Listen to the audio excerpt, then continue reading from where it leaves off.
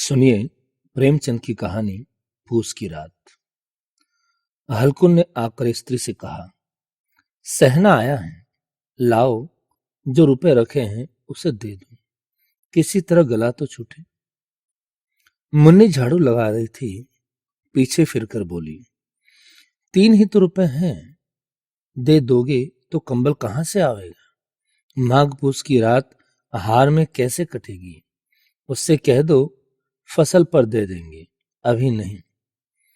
हल्कू एक क्षण अनिश्चित दिशा में खड़ा रहा। पूस सिर पर आ गया है, कंबल के बिना हार में रात को यह किसी तरह सो नहीं सकता, मगर सहना मानेगा नहीं, घुड़कियां जमावेगा, गालियां देगा। बला से जाड़ों में मरेंगे, बला तो सिर से टल जाएगी।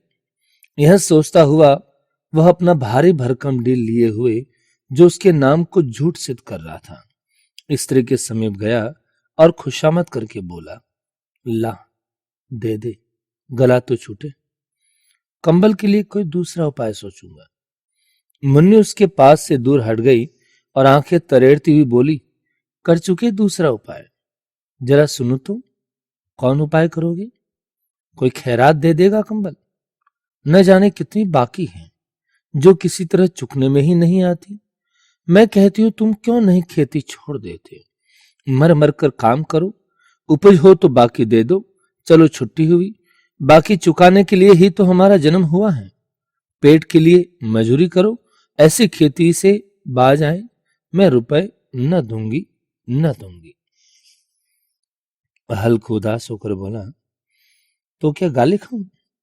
मुन्नी ने तड़प कर कहा, गाली क्यों देगा, क्या उसका राज है? मगर यह कहने के साथ ही उसकी तनी हुई बाहें ढीली पड़ गई। हल्कू के उस वाक्य में जो कठोर सत्य था, वह मानो एक भीषण जंतु की भांति उसे घूर रहा था। उसने जाकर आले पर से रुपए निकाले और लाकर हल्कू के हाथ पर रख दिए। फिर बोली, तुम छोड़ दो अब की से खेती, मजूरी में सुख से एक रोटी खाने को तो मिलेगी, किसी की धौंस तो न रहेगी। अच्छी खेती है, मजूरी करके लाओ, वह भी उसी में झोंक दो, उस पर धौंस। हल्कू ने रुपए लिए और इस तरह बाहर चला, मानो अपना हृदय निकाल कर देने जा रहा हो। उसने मजूरी से एक एक पैसा काट काट कर 3 रुपए कंबल के लिए जमा किए थे। वह आज निकले जा रहे थे। एक एक पग के साथ उसका मस्तक अपनी दीनता के भार से दबा जा रहा था। पूस की अंधेरी रात, आकाश पर तारे भी ठिठुरते हुए मालूम होते थे। हल्को अपने खेत के किनारे ऊख के पत्तों की एक छतरी के नीचे बांस के खटोले पर अपनी पुरानी गाड़ी की चादर ओढ़े पड़ा कांप रहा था। खाट के नीचे उसका संगी कुत्ता जबरा पेट में मुंह डाले सर्दी से कूं कूं कर रहा था। 2 में से एक को भी नींद न आती थी। हल्कू ने घुटनियों को गर्दन में चिपकाते हुए कहा, क्यों जबरा, जाड़ा लगता है? कहता तो था घर में पुआल पर लेट रहो, तो यहां क्या लेने आए थे? अब खाओ ठंड, मैं क्या करूं? जानते थे मैं यह हलवा पूरी खाने आ रहा हूं, दौड़े दौड़े आगे आगे चले आए, अब रो नानी के नाम को। जबरा ने पड़े पड़े दुम हिलाई और अपनी कू कू को दीर्घ बनाता हुआ एक बार जम्हाई लेकर चुप हो गया।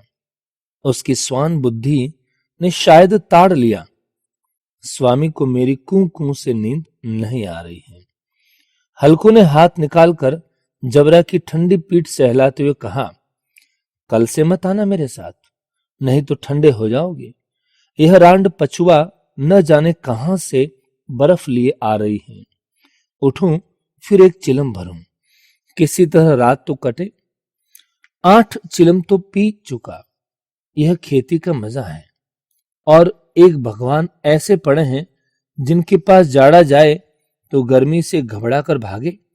मोटे मोटे गद्दे, लिहाफ, कंबल, मजाल है जाड़े का गुजर हो जाए, तकदीर की खूबी है, मजूरी हम करे मजा दूसरे लूटे।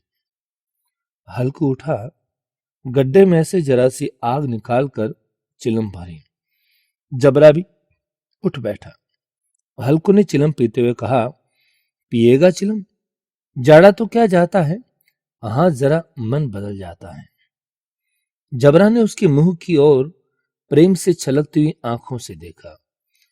हल्कू, आज और जाड़ा खा ले, कल से मैं यहां पुआल बिछा दूंगा, उसी में घुसकर बैठना, तब जाड़ा न लगेगा। जबरा ने अपने पंजे उसकी घुटनियों पर रख दिए और उसके मुंह के पास अपना मुंह ले आ गया। हल्कू को उसकी गर्म सांस लगी। चिलम पीकर हल्कू फिर लेटा और निश्चय करके लेटा कि चाहे कुछ हो अब की सो जाऊंगा। पर एक ही क्षण में उसके हृदय में कंपन होने लगा। कभी इस करवट लेता, कभी उस करवट, पर जाड़ा किसी पिशाच की भांति उसकी छाती को दबाए हुए था। जब किसी तरह न रहा गया, उसने जबरा को धीरे से उठाया और उसके सिर को थपथपाकर उसे अपनी गोद में सुला दिया। कुत्ते की देह से जाने कैसी दुर्गंध आ रही थी, पर वह उसे अपनी गोद में चिपटाए हुए ऐसे सुख का अनुभव कर रहा था जो इधर महीनों से उसे न मिला था। जबरा शायद समझ रहा था कि स्वर्ग यही है, और हल्कू की पवित्र आत्मा में तो उस कुत्ते के प्रति घृणा की गंध तक न थी। अपने किसी अभिन्न मित्र या भाई को भी वह इतनी तत्परता से गले लगाता। वह अपनी दीनता से आहत न था जिसने आज उसे इस दशा को पहुंचा दिया। नहीं, इस अनोखी मैत्री ने जैसे उसकी आत्मा के सब द्वार खोल दिए थे और उसका एक एक अणु प्रकाश से चमक रहा था। सहसा जबरा ने किसी जानवर की आहट पाई। इस विशेष आत्मीयता ने उसमें एक नई स्फूर्ति पैदा कर दी थी, जो हवा के ठंडे झोंकों को तुच्छ समझती थी। वह झपट कर उठा और छपरी के बाहर आकर भूंकने लगा। हल्कू ने उसे कई बार चुमकार कर बुलाया, पर वह उसके पास न आया। हार में चारों तरफ दौड़ दौड़ कर भूंकता रहा। एक क्षण के लिए आ भी जाता तो तुरंत ही फिर दौड़ता। कर्तव्य उसके हृदय में अरमान की भांति उछल रहा था। 1 घंटा और गुजर गया। रात ने शीत को हवा से धधकाना शुरू किया। हल्कू उठ बैठा और दोनों घुटनों को छाती से मिलाकर सिर को उसमें छिपा लिया। फिर भी ठंड कम न हुई।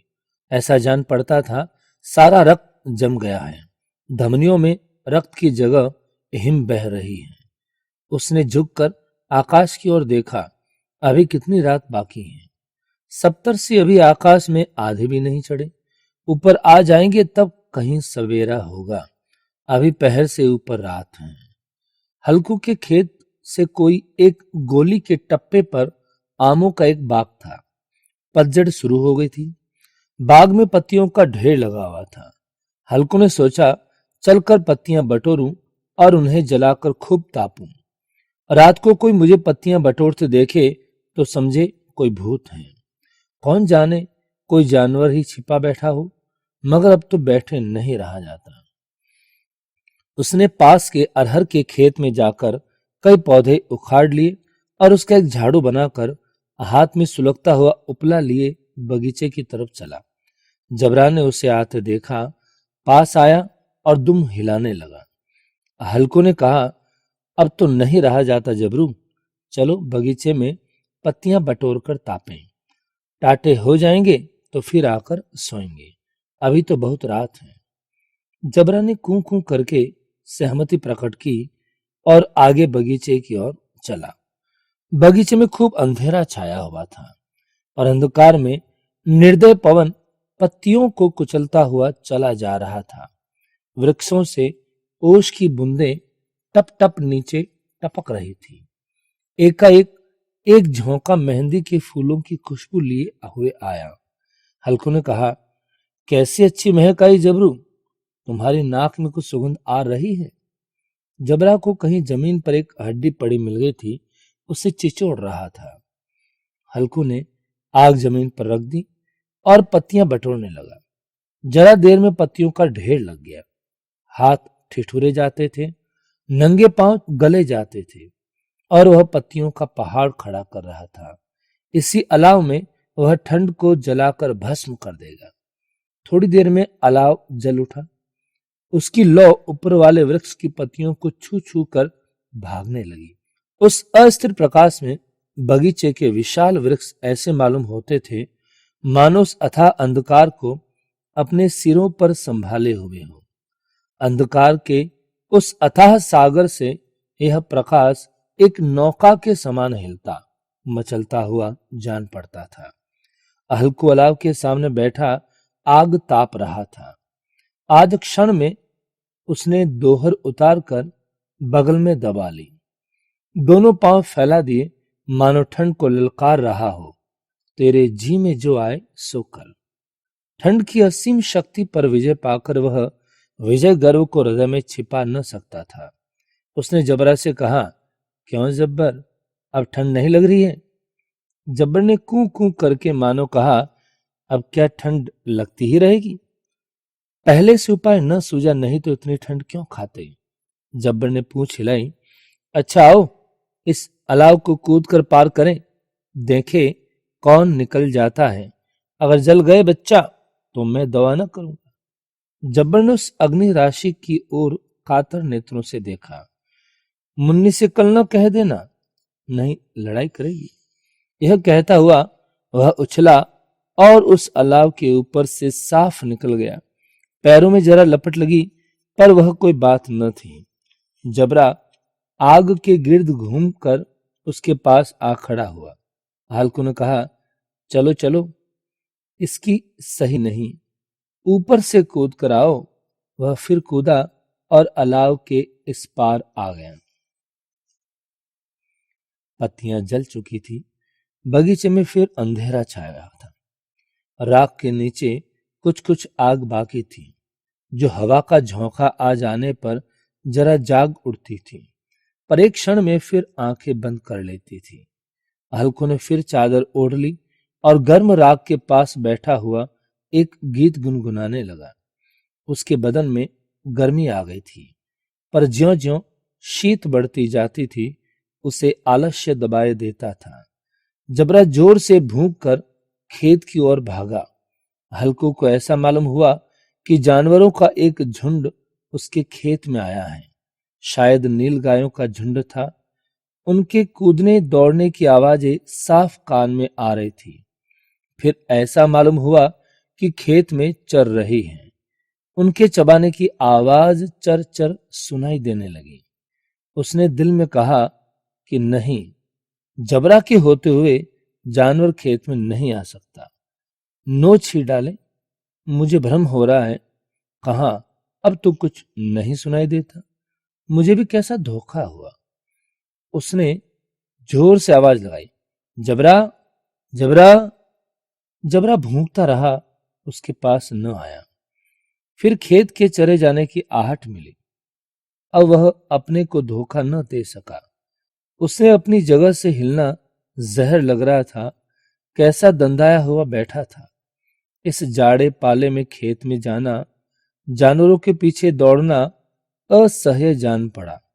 वह अपनी जगह से न हिला। उसने जोर से आवाज लगाई, हिलो हिलो हिलो। जबरा फिर भूख उठा। जानवर खेत चर रहे थे। फसल तैयार है। कैसी अच्छी खेती थी, पर ये दुष्ट जानवर उसका सर्वनाश किए डालते हैं। हल्कू पक्का इरादा करके उठा और 2-3 कदम चला, पर एकाएक हवा का ऐसा ठंडा चुभने वाला बिच्छू के डंक का सा झोंका लगा कि वह फिर बुझते हुए अलाव के पास आ बैठा और राख को कुरेद कर अपनी ठंडी देह को गरमाने लगा। जबरा अपना गला फाड़े डालता था। नील गाय खेत का सफाया किए डालती थी और हल्कू गर्म राख के पास शांत बैठा हुआ था। अकर्मण्यता ने रस्सियों की भांति उसे चारों तरफ से जकड़ रखा था। उसी राख के पास गर्म जमीन पर वह चादर ओढ़कर सो गया। सवेरे जब उसकी नींद खुली तब चारों तरफ धूप फैल गई थी और मुन्नी कह रही थी, क्या आज सोते ही रहोगे? तुम यहां आकर रम गए और उधर सारा खेत चौपट हो गया। हल्कू ने उठकर देखा, क्या तू खेत से होकर आ रही है? मुन्नी बोली, हाँ, सारे खेत का सत्यानाश हो गया। भला ऐसा भी कोई सोता है? तुम्हारे यहां मड़िया डालने से क्या हुआ? हल्कू ने बहाना किया, मैं मरते मरते बचा। तुझे अपने खेत की पड़ी है? पेट में ऐसा दर्द हुआ कि मैं ही जानता हूं। दोनों फिर खेत की डांड पर आए। देखा सारा खेत रौंदा पड़ा हुआ है और जबरा मड़ैया के नीचे चित लेटा है, मानो प्राण ही न हो। दोनों खेत की दशा देख रहे थे। मुन्नी के मुख पर उदासी छाई थी, पर हल्कू प्रसन्न था। मुन्नी ने चिंतित होकर कहा, अब मजूरी करके माल गुजारी भरनी पड़ेगी। हल्कू ने प्रसन्न मुख से कहा, रात को ठंड में यहां सोना तो न पड़ेगा।